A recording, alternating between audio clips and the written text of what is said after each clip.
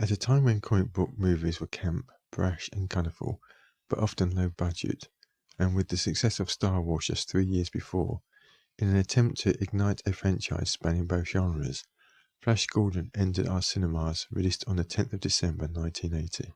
First published on January 7, 1934, the strip was inspired by and created to compete with the already established Buck Rogers. The film, starring Sam J. Jones, Melanie Anderson, Topol with Timothy Dalton, Ornella Muti, Peter Wingate, Brian Blessed, and Max von Sydow. Earth is experiencing strange and destructive weather, as Flash, now an American football player rather than a polo player, and Dale Arden are taking a short flight from a remote island airport when they encounter a major storm forcing them to crash into Zarkov's laboratory. Flash, Zarkov and Dale, leaving Zarkov's rocket, head to the planet Mongo, the source of the power changing the weather on Earth. On Mongo they are captured by a tyrannical leader, Ming the Merciless, who keeps order among his empire by pitting each society against each other so that they don't have time to attack him. One prince who does, during the time of Tribune, is killed there and then. Zarkov pleads for Earth's survival, but Ming tells him that if it wasn't for someone recognizing that the disasters were by Ming's hand and not passed off as being natural, he would have let Earth survive, as he fears another world becoming stronger than his own. He then orders Clytus to erase Zarkov's memory, orders Flash's execution, and decides to marry Dale. Ming's daughter Aura, though, has other plans, and Flash is saved and taken to Arborea, a tree planet, and it's here, after she leaves, Prince Baron tries to trick Flash into a deadly game of chance, but Flash outwits him, and then when trying to escape, both he and Baron are captured by Vulcan and his Hawkmen. As all this is happening, Zarkov, having escaped the mind invasion, and Dale, who has escaped from Ming's bedchamber, steal a craft and make their way to the city in the sky. Vulcan allows them both to fight a duel to the death, but when Flash has the chance to win, he saves Baron's life, explaining that they have more power than Ming if they combine forces and thus both become allies. Be captured when Ming and Clytus arrive. The Hawkmen are evicted.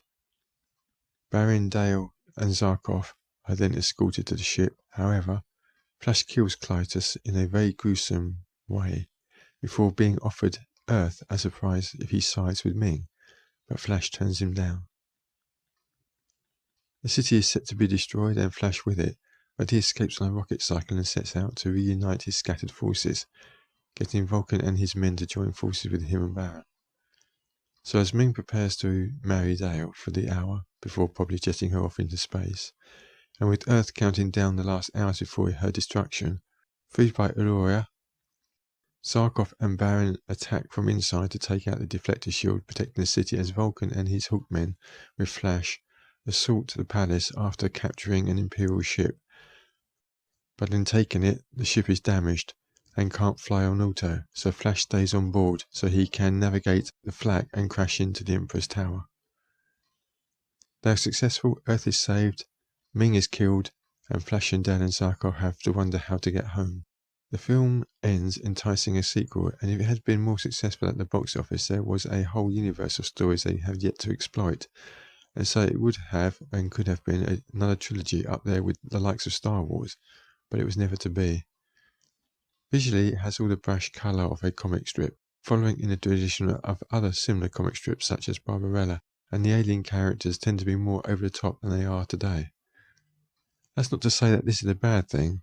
Within the context of the universe this story is set, their weird and wonderful, colourful, almost erotic style, the play on both advanced tech and more ancient tech, as well as the rigid customs and protocols, gives the world created a lived-in feeling, as if it has taken centuries to form, and each of the satellite worlds are both distinct and ethnically diverse from one another, that you, the audience, can know just where you are in Ming's empire within seconds of arriving, something often lacking in modern sci-fi comic books in general, as there may be a global tyrannical single government to control all, but each province remains its own distinct regional feel. a truly diverse world. More of a hangover from the way comic books were adapted back in the 1970s, the acting is somewhat camp, that is to say, it's light and uses a set shorthand of mannerisms as character markers, enhanced by a costume to signal what a character is in a light and playful way, just like in a pantomime. So for example, Ming wears a lot of red and gold, usually decorated, as that indicates he's powerful and rich, with strong lines and peak collars, whereas his daughter, her more heavily bejeweled outfits, are much more body revealing, and although her makeup has the kitten eyes and the bold, less natural look until near the end when she softens and discovers her humanity, her pursuit of carnal pleasure is fundamentally betrayed by her outfit styling. This sort of shorthand works well here, and when you have such a bold and bright set of locations and costumes, they call for a big theatrical performance, and that, for the most part, is what you get from the people of Mongo. Even Clytus, though essentially a man in a mask, breathes such life and depth into the part that you can almost see him sneer with glee at Flash's execution. Flash, as the stock square-jawed all-American hero, has to fight against and overcome. So he has to have a more stoic, staid performance, whereas the likes of Brian Blessed can be much more over the top, which is not a criticism, but it is more like kind of pitch perfect for the world in which this is set.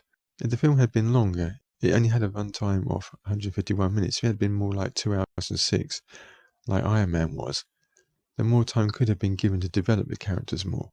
Another moon on Mongo, a deep conversation with Baron maybe, or even with Aurea. It certainly didn't need extending in the first act, but the box office release that year had been kinder to it, and I'm sure it would have been a hit and would have got an extra development in the second film. On the whole, it is what it sets out to be. It's a faithful homage.